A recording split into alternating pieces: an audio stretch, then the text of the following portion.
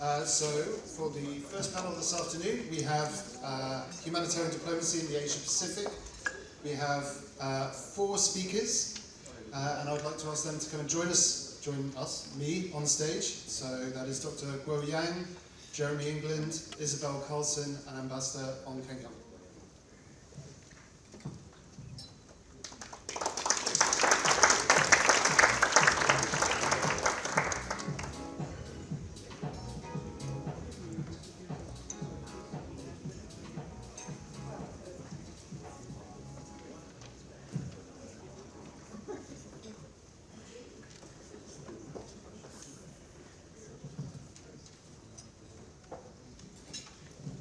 We've had some very fruitful discussions this morning, and I think we are about to hear another very engaging discussion this afternoon.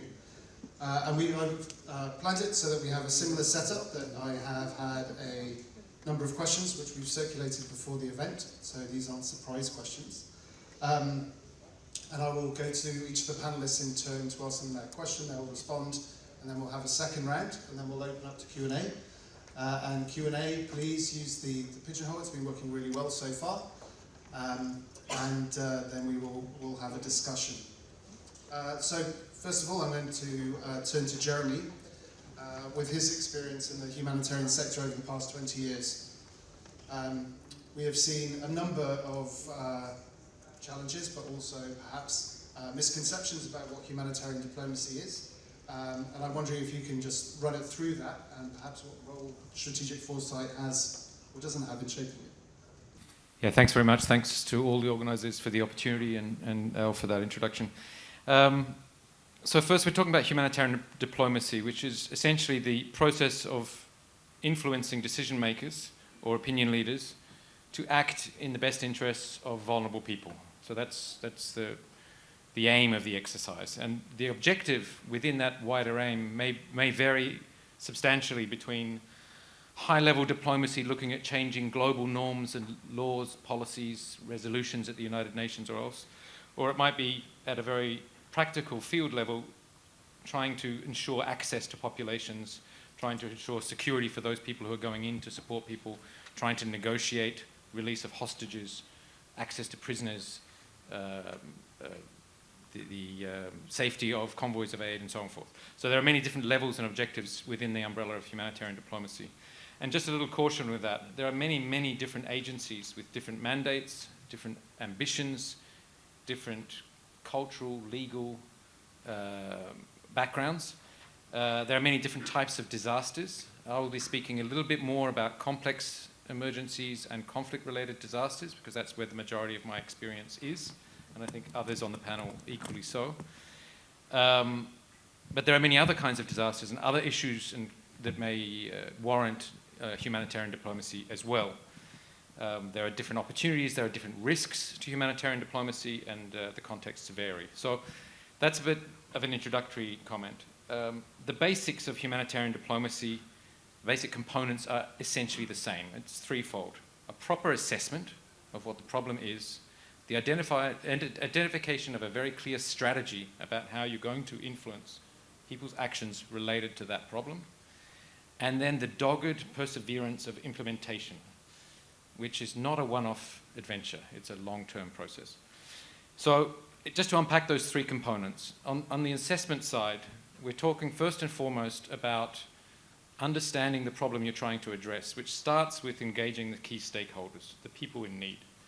So if we're not talking to those people and all elements of that population and working out who is the most vulnerable within that population, what it is they can already do for themselves, what's blocking them from doing more, what's blocking their agency from being fully expressed, and what is needed from the outside world, then we shouldn't start any form of humanitarian diplomacy. That's where it starts. Once we understand well the challenges that the population in need are facing and the different inputs from different actors which are not yet succeeding to solve the problem, and who's making those decisions, then you're in a position where you can start making priorities about what you want to intervene on. You have to do an extensive mapping exercise. You need to understand who the decision makers are, what their processes for making decisions are, who influences those decisions, when those decisions are made, and under which other pressures. We often look for champions to support an idea. There are also opponents who do not want the idea. So you need to do an extensive amount of mapping and analysis of that. Work out your risks. Sometimes bringing up an issue, for example, publicly, may cause more risk and less benefit for the population. Sometimes public is the best and only way to create the pressure you need to get an outcome. So you need to look at those issues, you need to look at local protocol issues, cultural issues, and at the end of that assessment, you need to come up with what is your added value. What are you going to contribute there? What is it that your organization and your message is going to change about that whole scenario? By then, you're in a position to make your strategic choices, what your strategy is going to be. And these are very conscious choices around what a realistic outcome is going to look like, what you're going to refer to. Are you going to refer to international obligations and legal frameworks and UN resolutions? Are you going to refer to national legislation, national development objectives, national customs and processes? Are you going to refer to common values, religious principles? You need to work out which of those is likely to be most effective for your goal, even if you're deep down inside still guided by the international norms or the norms of the institution you work for. You need to work out your red lines, what you can't give up in a negotiation. You need to work out whether publicity will help or hinder, whether different partners are of assistance. Is a big network of players going to help you, like it did for the campaign to stop landmines?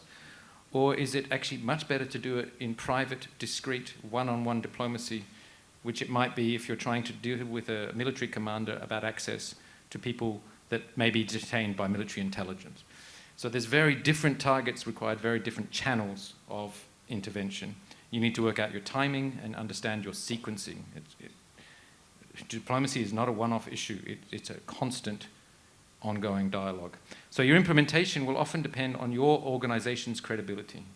How long is it committed to that context? What relationships has it built up? What intelligence does it have about these issues you're trying to influence? What standards do you have in your own delivery? What credibility do you have to offer? What's your history? And then you'll choose, then you'll continue that work. The last point is you need to monitor the outcome of your diplomacy, not only in terms of what's agreed in rooms and on paper, but on the ground with the population who you were apparently either empowering to do their own diplomacy or doing it on their behalf. So those are the essential components as I see them. Of course, in different regions of the world, that's different. Here in Asia, you may well focus more on relationship-based advocacy, on discrete conversations. You may not choose to mount an international pressure campaign and think that's going to be your best tool in this part of the world. You may go in with a spirit of seeking advice, offering expertise, looking at mutual interests to get outcomes. But at all costs, you have to be prepared to make the ask. Whatever your polite and correct approach to your diplomacy is, you've got to be brave enough to make the ask about what's needed for the people you're representing, with as much charm and humour and decor that you can bring to that exercise. How does foresight influence all of that? Or how did international organisations bring in foresight to their choice of humanitarian diplomacy? I'd just like to make it clear that in every single large international organisation that I've ever worked with or worked for, there has always been a regular, ongoing foresight process. I used to work for the International Committee of the Red Cross. We do our budgeting and planning year by year. But each yearly plan has to match up to the responsibilities that we've already researched in the long term in terms of the scenarios and the risks that we see happening in the next 10 to 20 years. So, and we have multiple divisions internally who are looking at evolution of weapons, evolution of urban violence, evolution of climate, environment, and conflict, complex emergencies, and many other subject matter. So, and of course we have innovation departments and we have policy departments. So all of them are insisting that the annual planning matches 10 to 20 year priorities and are building capacity for that. Any other international organisation of any worth has the same range of internal foresight processes. They also participate to external foresight processes, World Humanitarian Summits, SDG processes, and so on and so forth, the COP process and so on. There's all of these different places where we have available futures to us, which are integrated into our regular planning. And that's led to many positives. So we've got, we foresaw many times things that have come to pass. The increased risk for health infrastructure and health workers was flagged 15, 20 years ago in a campaign. It's proven more and more relevant right up to today if you look in Gaza on your news sets today. We looked at the issue of urban warfare 20 years ago. We've been looking at new weapon systems. We managed to get outlawed laser blinding weapons before they were ever used on a battlefield. So foresight is built into our thinking in the humanitarian sector. But a caution, humanitarians are not there. Let me put this another way. The credibility of humanitarians is that they bring facts to the table. They are supposed to be on the ground doing something. And they're doing it with partners and populations, and they're informed by that. And so many times the only reason humanitarians are invited to a wider policy discussion is because they're the ones on the ground who know what's going on. So that's a useful credibility, and we see trends early, and we can identify trends early and position ourselves for them and flag them. We have been flagging the food insecurity risks in Somalia for years. We've been flagging the urban violence that we're seeing in Gaza for years. We've been flagging the risks of autonomous weapon systems for years. The issue is we will not go further than flagging trends into imaginary futures because we lose our credibility there. We're fact-based, reality-based organizations. We adapt in real time and to trends we see, but we don't easily fall into the trap of positioning for theoretical futures. I'll stop there. I think I've exceeded my time. Yeah. Thank you. Guo Yang, Okay. with your experience with the Chinese Red Cross Foundation, which has been engaged in public diplomacy on humanitarian issues, can you give us some insight into what public awareness is on humanitarian issues in China and the role that you've played in humanitarian diplomacy there? Okay, thank you. Firstly, it's my great honor to join the discussion. So as a person who have worked for about 14 years with the SRC, first I very much agree with what you have said about the basics of humanitarian diplomacy. And now I'm supposed to address the Chinese humanitarian diplomacy, which is an area, according to the speaker in the morning, is an unknown area. So, but I will try my best to figure out what I don't know. So yes, as a member of the Red Cross movement, the Chinese Red Cross Foundation, our humanitarian diplomacy very much goes along with our international humanitarian aid projects, which starts in 2006.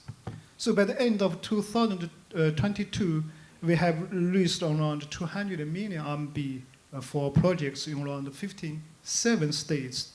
So all these projects mostly focus on the healthcare infrastructure, emergency response, resilience in communities, and poverty reduction. But as for the general Chinese public awareness and engagement with the humanitarian issues, it comes only with the Chinese economic development, and especially the launch of the open and reform policy and the promotion of people-to-people exchanges and the Road and Belt and Road initiative. So currently, and we have more than around 1 million charities and social organizations, and besides the Chinese Red Cross, dozens of other foundations and charity organizations are involved in international humanitarian affairs. For example, I think during the Turkey and the Syria earthquake, there are about 70 Chinese emergency response teams were dispatched for the earthquake over there. And our program in Syria and Afghanistan has attracted great attention and support from the people. So our public diplomacy or our diplomacy goes along with the projects. So in order to ensure the proper function of our projects, and we need to engage and negotiate with all the stakeholders. But first and foremost is our own government. So we need to first get the green light from our own government. In this regard now, it is not so difficult because I think the Chinese government has begun to notice our added value, our complementary status to the state diplomacy. But sometimes we need to, just as I said this morning, we need to make them get more idea about the fundamental principles, what neutrality and independence means. Even though we use the money from the state, but we try our best to keep it neutral and especially independent, autonomous from the state foreign policies. And as for the recipient authorities, especially the local communities, we very much rely on our partners within the movement. I mean, the local national authorities, national societies, and especially the authority of the communities. So through them, we can do the right assessment of the needs and even for the implementation process, because they know better than us. So actually, and in terms of diplomacy or engage in the public diplomacy, there are three phases. At the very beginning, it is very much we do it within China, which means we give money and material to the third parties, to the national society where they are, to do their business, and then afterwards they send us a report. And secondly, now more and more, we do a mission on a case-by-case basis. I think that's the reason why you see, and I led a team of the Chinese Red Cross to go to Syria and Afghanistan to do our own mission. So in this regard, there are two purposes. Firstly, and we need to understand the local situation better. And secondly, we need to also build up our capacity of field work. This is really important.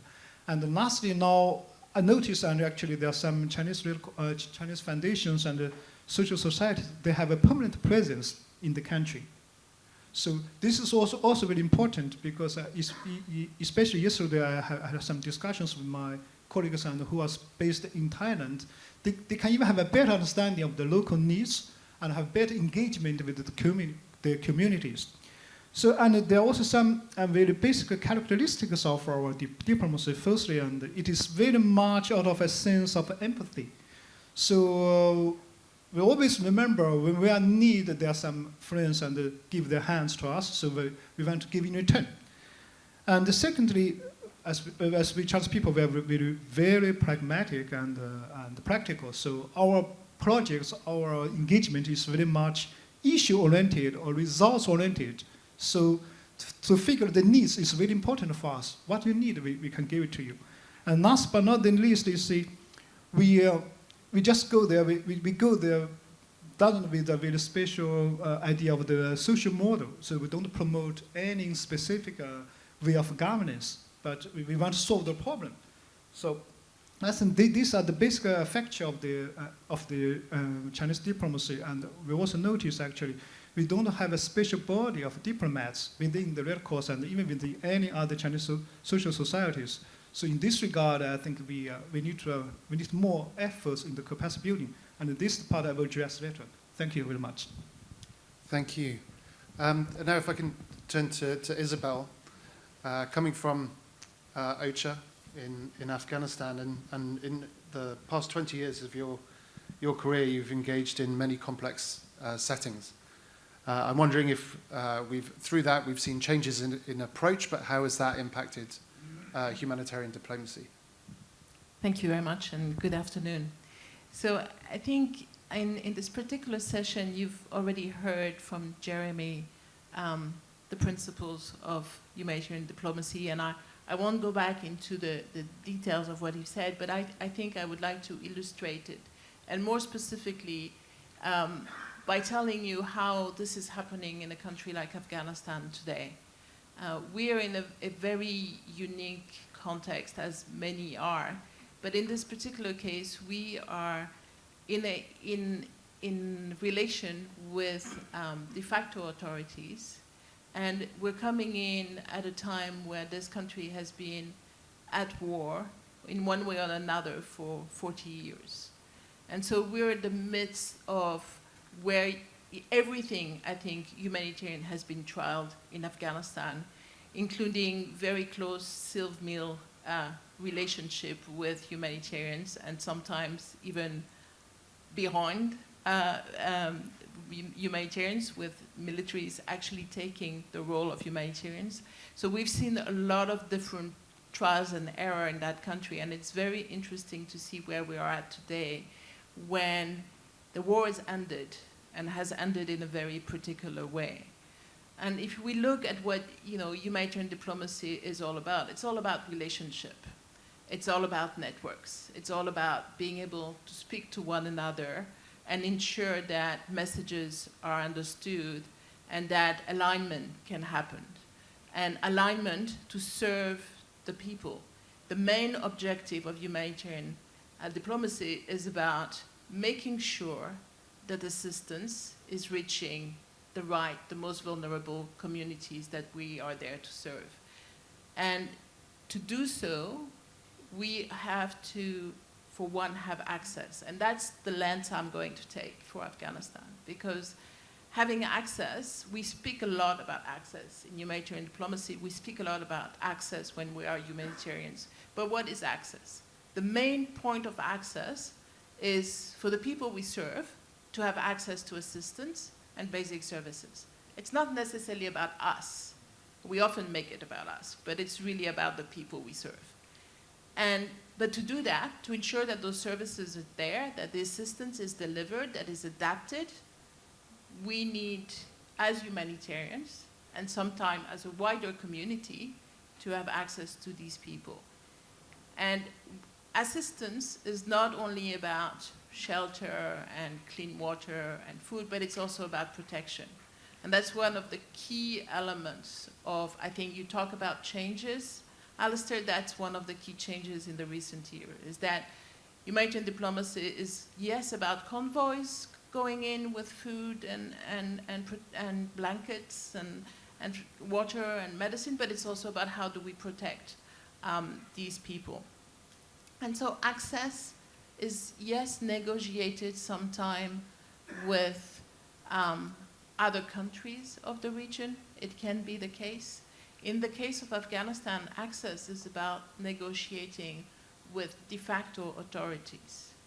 De facto authorities in a country where really no one really wants to engage with them anymore. The international community is taking a very strong stand not to engage with these de facto authorities. And we're talking about change. We're seeing those de facto authorities be more, have more de facto authorities in a number of countries in the last couple of years and even more recently. And so, you know, where does humanitarian diplomacy comes in when we're faced with an authority that we don't speak to as an international community? Well, in fact, as humanitarians, we speak to everyone, and we always have. And that's how we gain access. And by speaking to everyone, we speak to de facto authorities. In fact, we speak to them a lot. And I have to say, in Afghanistan, on the 8th of September, so just a few weeks after the 15th of August, we had the ERC, Martin Griffith, and we had Peter Moore, president of ICRC, present on the ground in Afghanistan to speak to these new authorities in the country. And their presence has made a huge difference for our collective access. They have been able, and if I speak for the ERC, as OCHA, he has been able to have an agreement with the de facto authorities, multiple points that really led to the protection of humanitarians and access, unimpeded access to the communities in the country. And that's humanitarian diplomacy for you, just really concrete way forward. And to be honest, in the past 2.5 years, and I was there when it happened, I actually was in the room when this was discussed, it has been the case. I'm not saying it's perfect.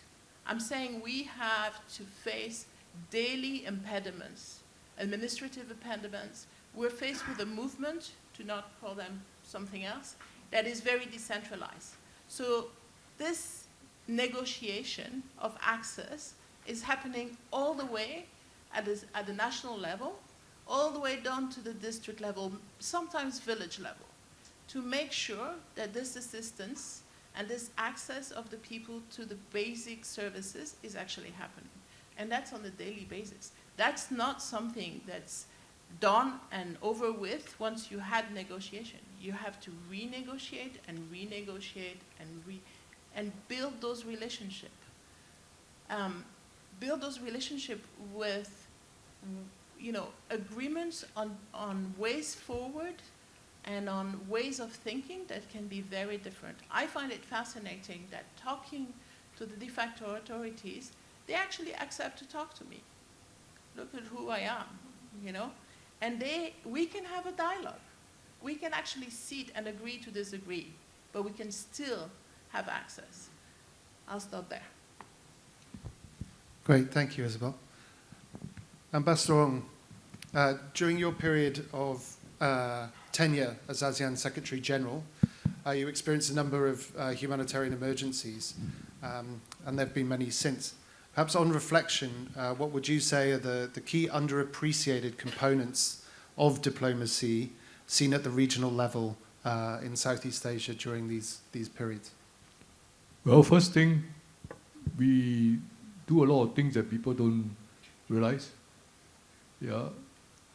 But our guiding principle across ASEAN has 10 member states, and soon we will have Timor-Leste as an 11 member state. Yeah. The public focus is always on other things and, you know, forgetting that Southeast Asia is actually one of the most terrible places on earth for natural disaster. So we try our best to keep the ball rolling whenever there is a natural disaster, and more importantly, we keep the hope alive. Yeah. We know that there are many people who can't do much. Our regional body is also not very well endowed, or even if we have money, we tend to be hoping for other people to open their wallet before we open our own wallet. So the key thing that we do is to try to keep hope alive and quickly try to ameliorate the damage caused by whatever natural disaster. Yeah.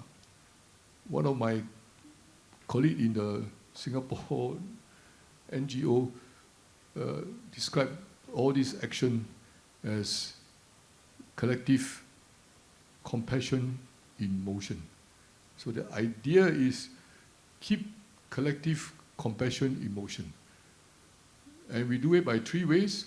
1, yeah, try to use other people's money. Yeah. 2, we try to avoid creating new institutions which will take some time to gel and become effective. Yeah, we focus on frameworks and whatever mechanism that the regional grouping of Southeast Asian country can agree on. And number 3, really what we do is to innovate whatever is out there. Yeah. So I think the most important thing during my close of time as SG of ASEAN was preparing the ground for this ASEAN agreement on disaster management and emergency response. It will be a few more years after I left the Secretariat before this agreement was signed and sealed. But the idea was to look at all that we have and prepare a decent framework, an agreement, which will help us to keep the activities of our grouping during an emergency or disaster situation effective, or at least be seen to be there. Yeah. So we work on this framework, which is now the ACMER, the agreement is called ACMER, AADMER, which led to the establishment of the ASEAN Disaster Coordination Center, AHA Center. So it's something worth bearing in mind. Probably we can't do everything at the same time. We can't mobilize all our diplomatic resources to do this humanitarian work because there are other competing demands for the ASEAN family. Yeah, ASEAN family now we are community building based on political security pillar, economic integration, and social-cultural development. So unless you really sit down and force a guy who can afford to give the money to open his wallet, it's very hard. But what we do is that we look at whatever we have, try to make it better, and more importantly, in my opinion, delivering some hope and the prospect for some effective outcomes if all of us can pull in one direction. So that basically would be the diplomacy by the ASEAN group in times of disaster, or for the purpose of managing natural disaster, and even now man-made disaster. What you call humanitarian diplomacy must work and must be seen to be there, even though some of us are more and more convinced that it might not yield the result that we wanted. Yeah. So the other important thing is that in ASEAN region, it is a place for people to innovate, because we got so many different type of natural disaster or emergency situation. So what ASEAN diplomacy revolve around is to make sure that when people try to do all this innovative stuff, it will actually benefit our people in different ASEAN member states and deliver some results. We don't want to give a free bus to somebody and then after successful experimentation, they drive the bus away, leaving us at the bus station not knowing where to go. So it has been quite effective, our diplomacy in this respect, but ASEAN suffer from a very bad public image, because everyone thinks that ASEAN is not very effective in dealing with political security problems and other things being unequal, and no one thinks it is a worthwhile enterprise. But actually, if you look through what has happened in the past, I left the Secretariat in 2008, yeah, more than 15 years ago. Yeah, I think there has been good progress in terms of the framework, the mechanism, and more importantly, this idea of keeping our collective compassion in motion. Yeah. We can talk a bit more about all this from the Q&A and other commentaries following my presentation. But one last point I want to make is that, yeah, what is important in our work in ASEAN humanitarian diplomacy is that we must not shut out our mind to any workable ideas. Yeah. It may be not very well articulated, some ideas, but if it is worth a try, let's do it. Yeah. And the other important thing is that we have to work on some of these ideas, because when a disaster happened in Southeast Asia, everybody would like to help out. The first guy here on the scene would be the US Navy. Yeah. Next guy will be probably the Chinese Red Cross, or Red Cross is a new thing. Maybe Chinese government will offer to help. Yeah. And maybe there's other supports coming from the more advanced economy in our Asia-Pacific or Indo-Pacific region. So what ASEAN has to do in our diplomatic response is don't shut out all these potential sources of assistance to help us, but then we must have a proper way of organizing all this so that the donors or the people who are prepared to give more resources to help will feel confident and feel that their effort and their money are well spent. So I believe in the last 15 years or so, ASEAN as an organization have done all that institutional framework, structure. Now they are all there.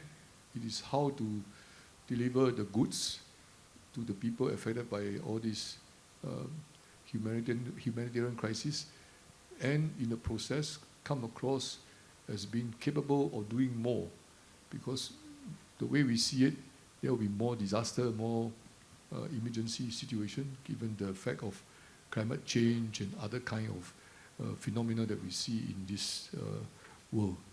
So, to sum up, Alistair, I think we have been successful in synergizing the potential strength of Southeast Asian countries and our ASEAN partners, those, particularly those from the developed countries, as well as holding out the prospect of more cooperation with NGOs and other big organizations devoted to helping in the humanitarian crisis. But now the important thing is that we have to build on this kind of good foundation or positive attributes and demonstrate that we will not waste the resources.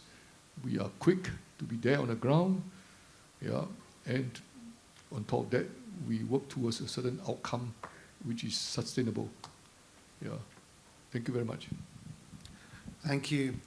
For the second round, we've got 4 questions, but I'm also conscious of time and making sure we have time to engage with the Q&A discussion and opening up to the everyone in the room. So please, can we just flash up the Pigeonhole QR code for those who haven't seen it already, and please enter your questions into that platform. For the second round, maybe if we just keep the answers a bit shorter, so then we can move into that Q&A and have that interactive discussion that I think has been so beneficial today. So for Guoyang, we've heard now about the some of the innovations that's happened in Southeast Asia. I'm just wondering if you can point to some important considerations when we're thinking about the future of humanitarian diplomacy in China. What do we need to be thinking about? Okay, thank you again.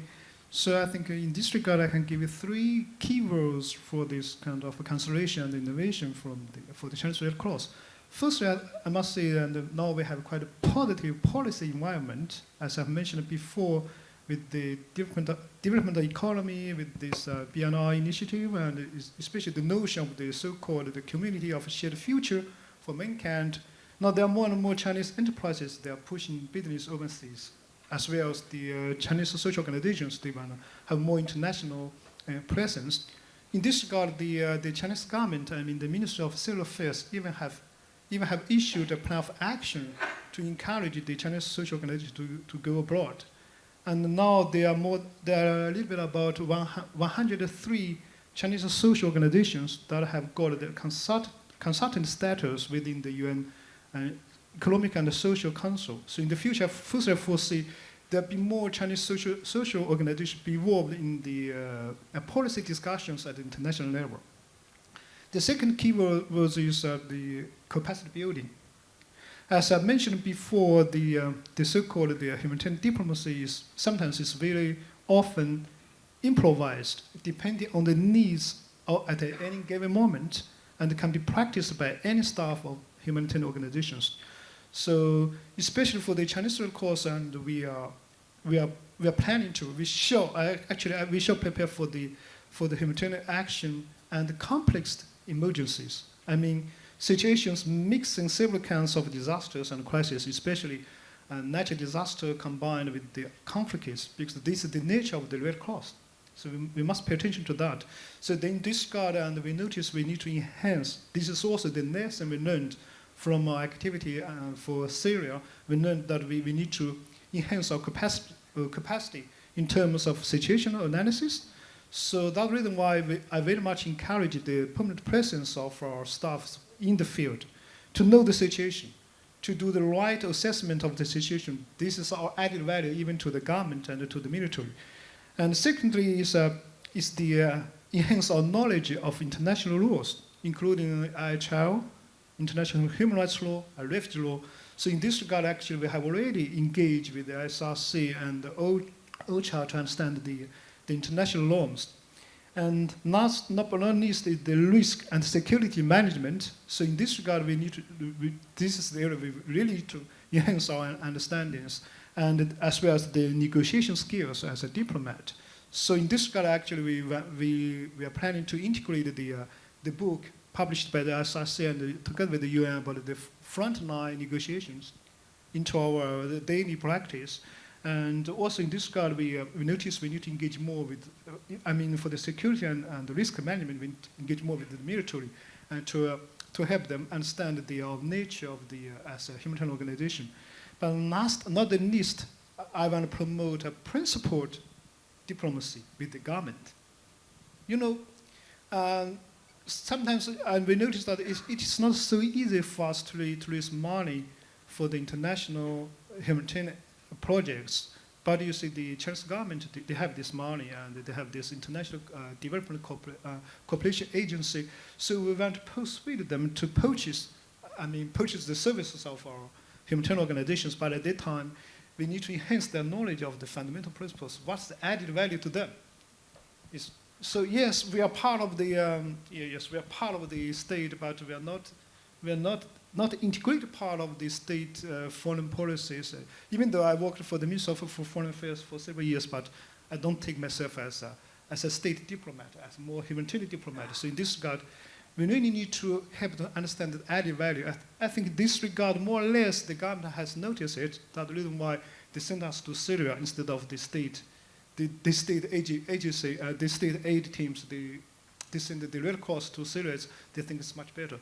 But in the field, I notice, and it really is it's very hard for me to persuade them to see how to manage the securities, to trust the Red Cross, and we are different from the state agencies, and we have this movement network, and we have quite good analysis of the local situation. Actually, the security is not such a big concern for the Red Cross, but it's very difficult to persuade them to accept this kind of analysis. Because, of course, because we are in the field, they care about us very much in terms of the security issues. So these three keywords. Thank you. Great, thank you. And I'll turn to Jeremy now for your question about the key considerations that we should be thinking about in terms of new types of crisis drivers, their dynamics and dimensions to inform the potential pathways ahead. I think I'll change my wording slightly for that. Okay, so there's a few trends out there which really impact the humanitarian diplomacy environment, if you like. The first is that the humanitarian sector, all of it, all of the different channels that you could dream of, whether private or philanthropic or military or government to government or strictly principal humanitarians in the traditional sense, looking at NGOs and Red Cross and the UN, they are all overextended and they are not covering the needs. So we're in quite a critical moment. The humanitarian sector is crucially squeezed. There are budget cuts everywhere, there are staff being fired, there are country operations being closed down or reduced, and there are huge numbers of people in need not getting the response that they need, more than any time in my career over the last 30 years. So that's the first context. So this diplomacy is necessary. Budgets are going down, crises are going up, humanitarians are being asked to do more and more, at the same time they're being told that they're broken as a system. So, we have to be a little bit coherent about the reality of that environment. In some ways, people are saying humanitarians are less and less acceptable in the field. I firmly disagree. It's always been a battle to negotiate access. It's always been about local relations, time, presence, walking your talk, delivering what you say you will, building trust in a virtuous cycle.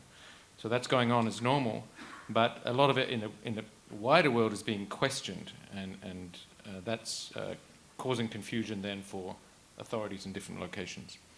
So that's one thing. The sector is overextended. Second thing is there are virtually no credible authorities to advocate to. There are very few multilateral fora or regional fora which are actually fully respected by the parties who control the situation on the ground and who are effective in resolving the issues and coming to peace agreements or coming into resolutions of unstable situations. So we're dealing increasingly with de facto authorities, a blocked Security Council, many other bodies at local and regional level which are just as biased as the international bodies, and then the host country who's actually dealing with the crisis having to pick and choose who the hell they want to deal with. And I think Morocco is a recent good example where they said, we're going to take help from 4 countries and nobody else. And so we're in that kind of environment where authorities are under pressure to work out who they want to hear from, actually.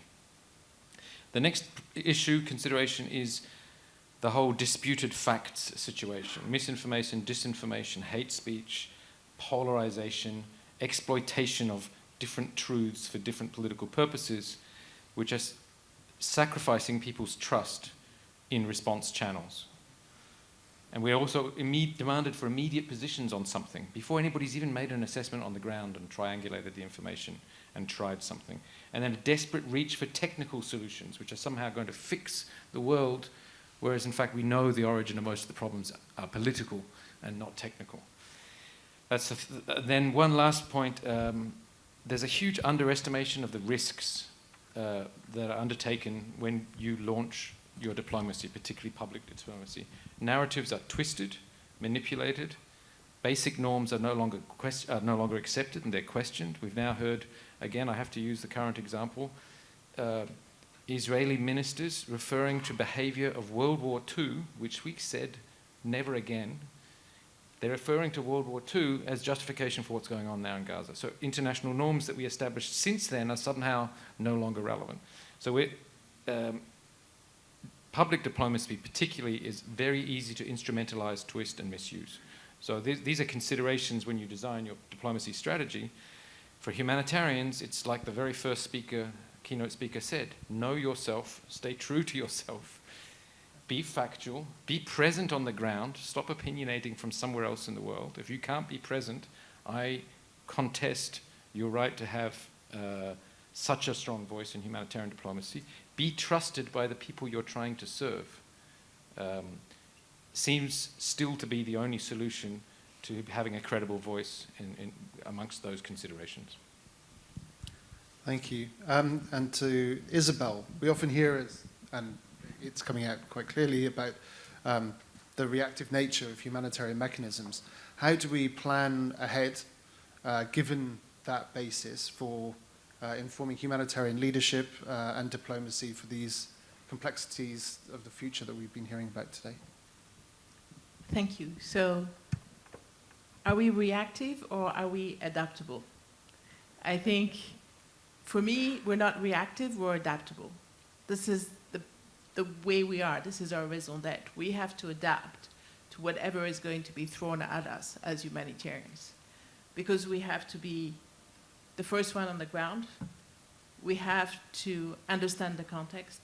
We have to do the assessment. We have to make sure that we involve the communities that are concerned by the event that we're trying to alleviate suffering from.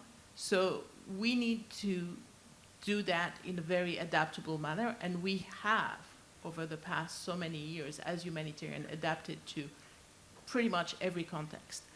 I will give you two examples, but before I do, I want to say we do that within plans.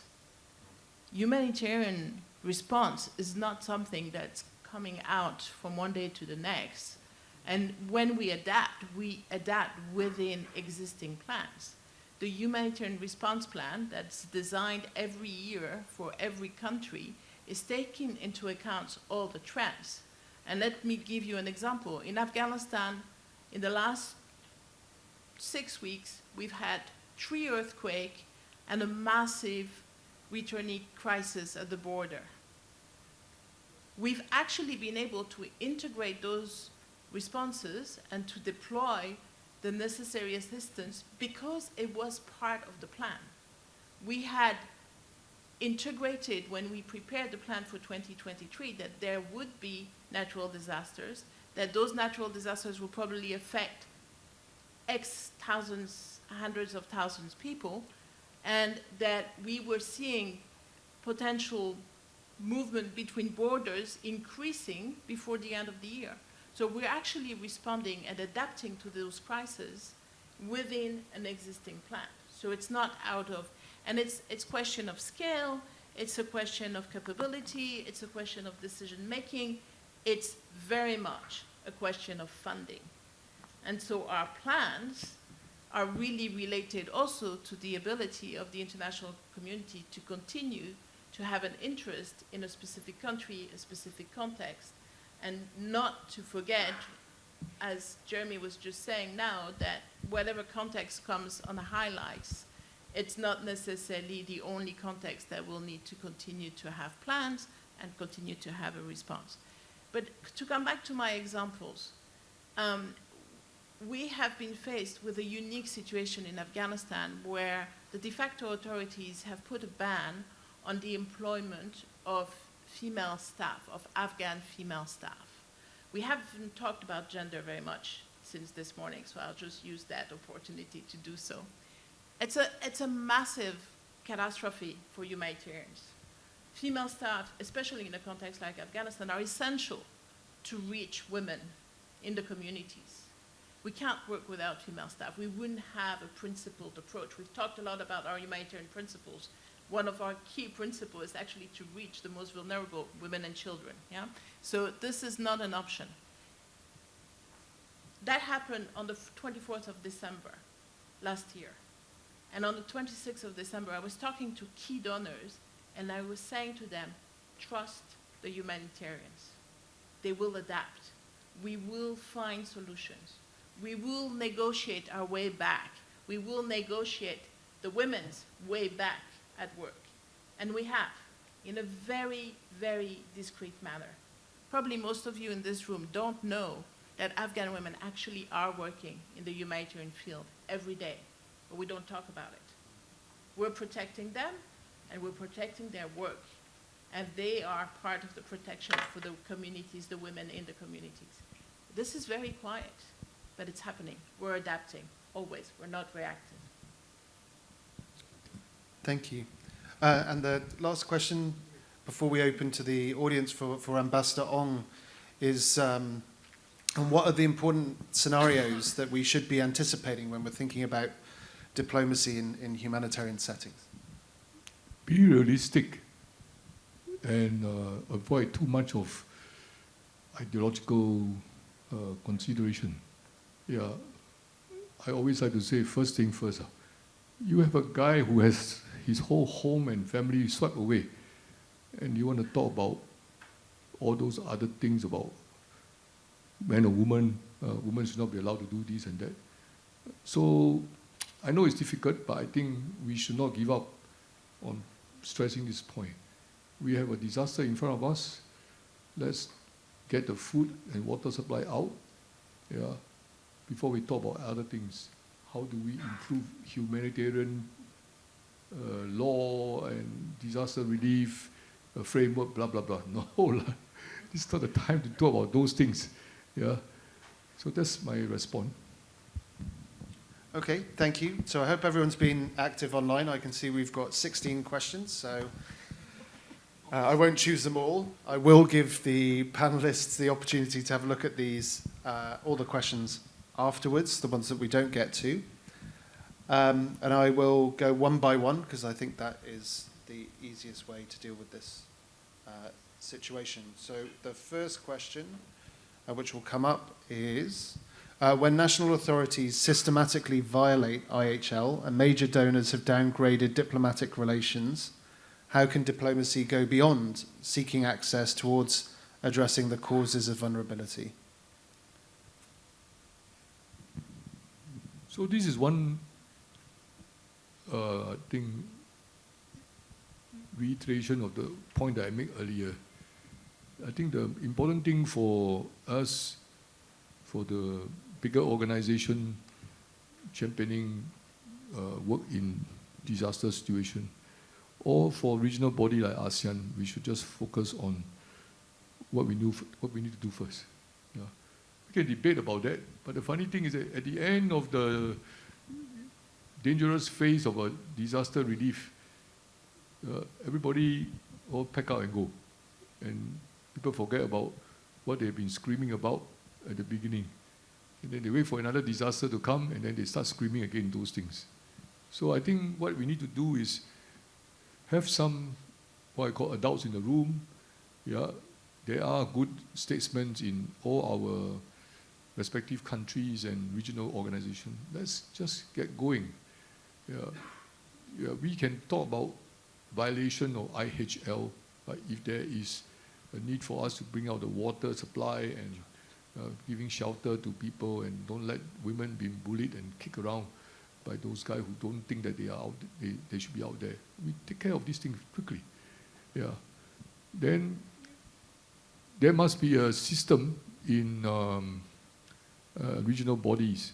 I like to say that ASEAN, much as some of us think that it hasn't been very effective in various ways, we have reached a point where we have a particular formalized manner to address some of the shortfalls in any disaster situation, or to follow up on fundamental questions like what else we need to do, are we capable of handling all this criticism about us, blah, blah, blah. So as an institution, ASEAN or any other regional body must have the ability to go beyond being criticized and then say, okay, this is where we fall short. Let's review this and take a look and see what we can do next. There is a question in the chat about how the ADMA came about. This ASEAN Agreement on Disaster Management and Emergency Response. It was on the table for 20 years. Finally, when this huge disaster happened in the early 2000s, some official decided to put it on the table quickly and say, we need to settle this, and can we all agree? And then we flesh out all the details later on as we go along. At that point in time, we did not think about an AHA center as being priority, but we got the agreement done. And I think this is what is important. So we have to always wait for a huge, huge, huge disaster before we can agree on a framework or a mechanism. That's very pathetic. But, well, as we now say, we got the AHA Center, we have the ADMA. Let's not worry about how it came about, just make it useful and effective. Isabel? Thank you. I will take again the example of Afghanistan. Hopefully not too boring to continue talking about this, but I think it's a really essential point, because in Afghanistan, we don't actually have, pretty much, almost not, I shouldn't say totally not, because we have a few very important representations of diplomatic mission. We have the EU, which is incredible. We have the Japanese, we have the Turks, and we have also a number of other regional countries, Pakistan, Iran. So we have a group of diplomats present who are doing quite a lot. But with the wider international community, I think the main key to address those causes of vulnerability is really advocacy to them. Because as humanitarian, we end up being the only point of contact. And it is way beyond our realm. Way beyond our realm. And we're still doing it because we don't have a choice. So we are the only point of contact, and we're getting this unique way of being able to advocate on both sides, which is problematic because it's also impacting our positioning vis-a-vis the community and the trust we can build with other, other actors in countries. So I think it is essential that in contexts like that, as the ambassador just said, even if we don't necessarily want to speak to those new actors on the ground, we need, as humanitarian, we need everyone else to come and speak to them. And we are doing a lot of advocacy in that sense. Thank you. Yep. Okay. Thank you. Yeah, this is really a hard question. So I'm not planning to have an answer to this, but I just put myself in the same situation. I said, what we will do. So I think this kind of a scenario is very much related to the protracted armed conflicts, and especially in terms of the internal armed conflicts. So always within such kind of situation, the access per se is a problem for any humanitarian organizations, because we need to approach all the related stakeholders, especially necessary actors. Now, especially nowadays, the necessary actors is really fragmented, so it's really great difficulties for us. But and how to, beyond the access to see, I think when I was working within the SRC, maybe you can correct me a little bit. So we have some sort of approach to the mobilization. So we can always find somebody or some party who is influential to one of the parties. So we need to mobilize them to persuade them the value of the humanitarian actions. But as for the root causes, I think it's this is very much related to the root causes of the conflicts per se. So in this regard, I think maybe the relative countries or international community as a whole, we need to find a political solution to the root causes of the conflicts. Then the situation can become a little better. Yeah, this is my. Great, thank you. Before I turn to Jeremy, there's a specific one for him, which I will bring up on our screens now. But just to say, there are a number of questions on here directed at individuals on the panel, so I'd encourage you to vote on those questions, so we get a better sense of which ones are gaining the most traction in the region, given we've only got about 12 minutes left.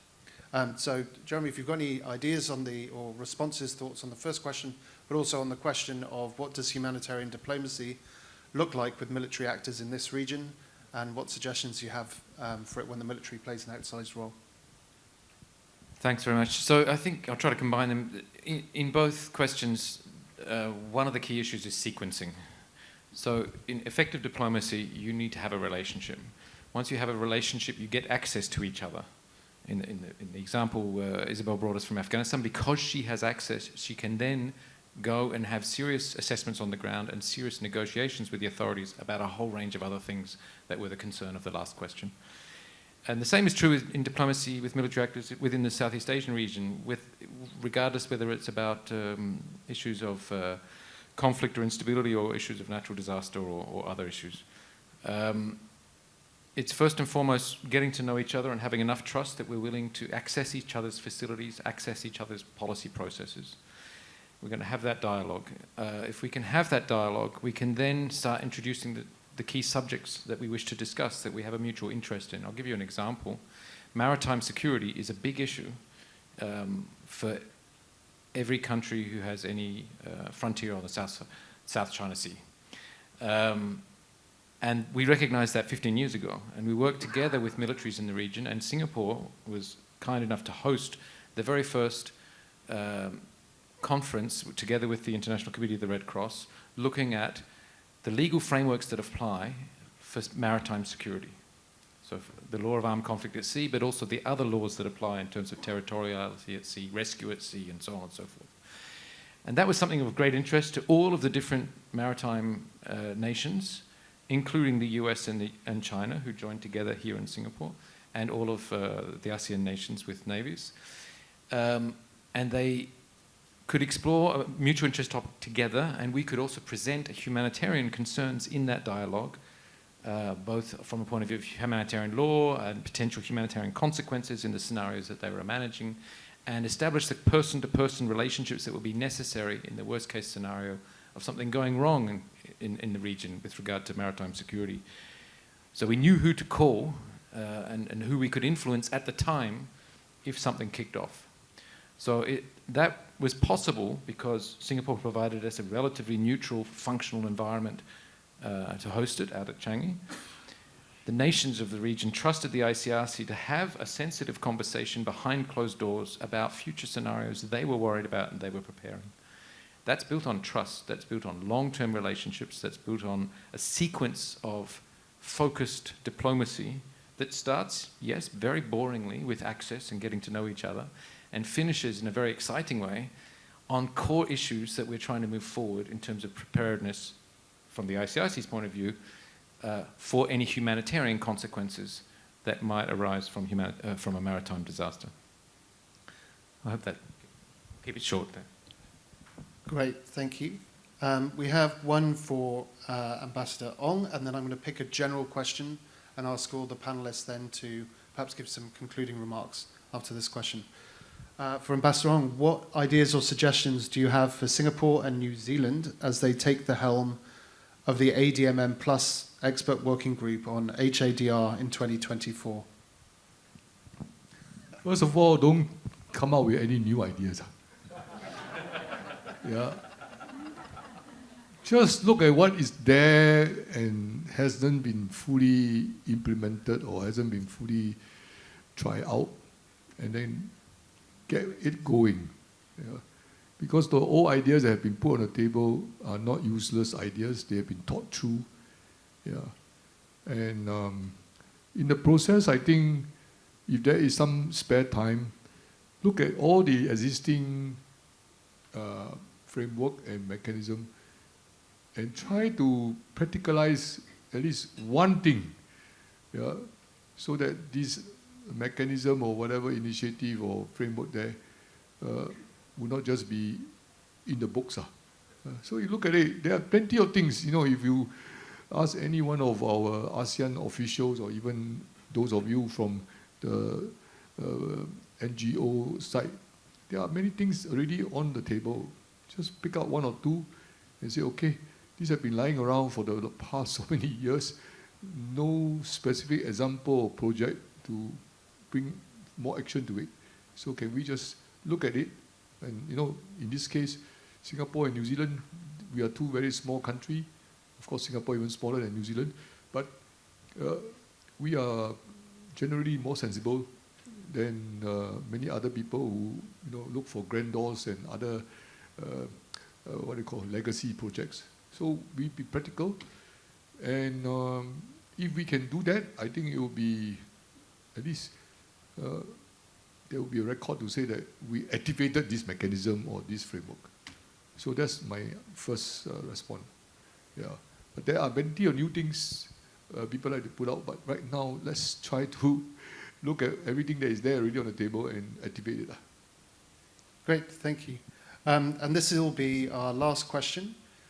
And also, perhaps, if you don't want to answer it, or if you wish to make some concluding comments, then please do. We've got about 2 minutes or so left. It is, to what extent will geopolitical competition positively or negatively impact humanitarian responses or humanitarian work in Asia, Southeast Asia, in the next 10 years? So we'll go back in the order in which we started. So I'll go to Jeremy, Guoyang, Isabel, and then Ambassador Ong. And please say any concluding remarks and try and keep them below 2 minutes. Thanks. Jeremy. It'll force us to adapt.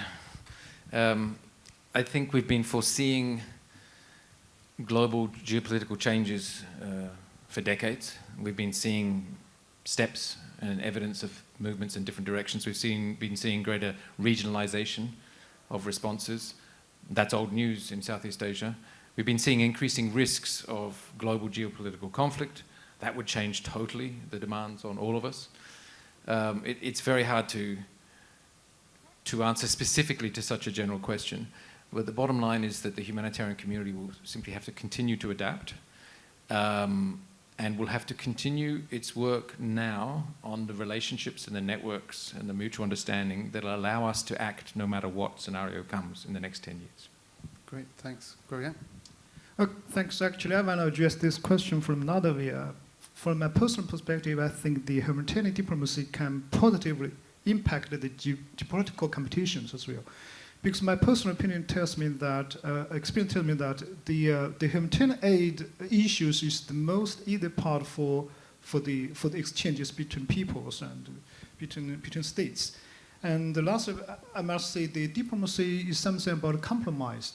But we also at the same time need to know what we cannot compromise. So as I think as some speakers said at the beginning, we should stick to what we are. So for humanitarians, what we cannot compromise is the people whose needs we cannot compromise. But also, at last but not least, I think we should remember that whenever diplomacy ends, conflict starts. So we shall save no efforts to pursue a quite principled and balanced diplomacy. Thank you. Thank you. Isabel? Yeah, I think just to build on what has already been said by the two speakers, I think keep people at the center of whatever we will be having to adapt on. Always remember that this is the objective of humanitarian diplomacy, is to serve the people.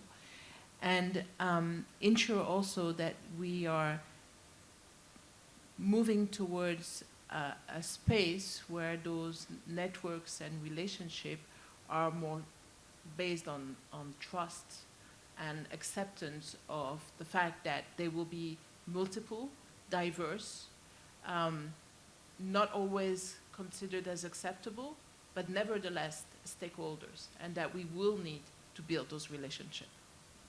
Thank you. Ambassador? I think the important thing for humanitarian diplomacy or humanitarian work is to focus on 3 P's. Be prepared, yeah, be people-oriented, and be practical. So, yes, sure, we can have another arena to talk about how great my political system is, how wonderful my geopolitical policy may be, blah, blah, blah. But not right now, there is a dam broken, or a river is overflowing and earthquake has happened. The first thing is, are we prepared? If you're not prepared, then it's no point talking about geopolitics because we may not exist tomorrow, right? And number 2, we need to rebuild the kind of deficit regarding trust and confidence of our people vis-a-vis governance and governments. So let us take this opportunity to say, okay, let's say that we can still compete geopolitically this way or the other way, but first thing first, we need to organize a people-oriented humanitarian relief program when there is a big disaster. And last thing, be practical. Every time I read something about new humanitarian program, it involves a lot of state organs and financiers and a lot of other people. By the time we all can agree to come to a meeting, it's the end of the story already. Then the new government will come in and say, I don't like this old government's proposal, we'll do a new one. So let's be practical. Yeah. So whatever we do, in the case of ASEAN, we have the wonderful thing called ACMA.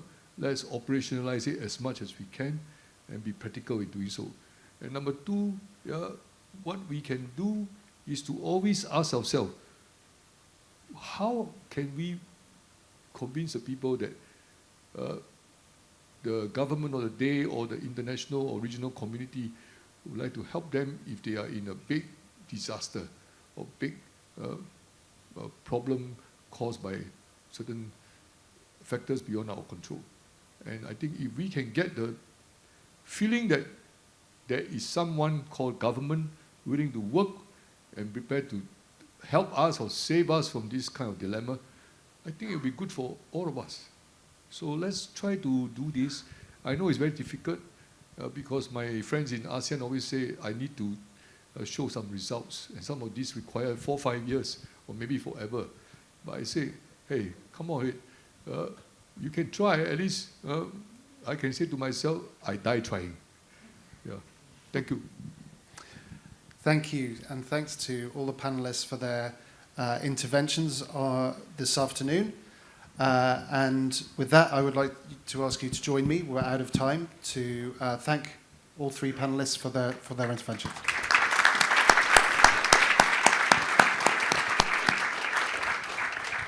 Thank you, Ambassador Ong, Dr. Kuo, Mr. England, and Ms. Carlson for this very engaging panel on humanitarian diplomacy.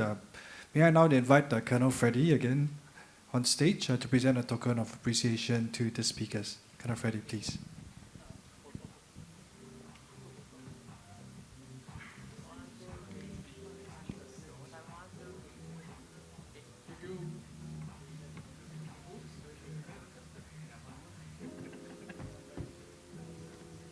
Wait, we got 44 more minutes. Why you ended the thing so fast?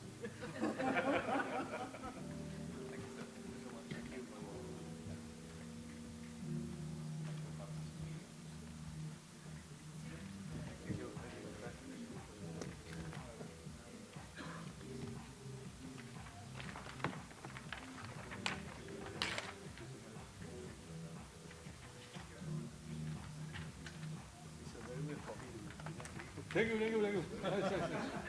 I don't have it, so I can keep this.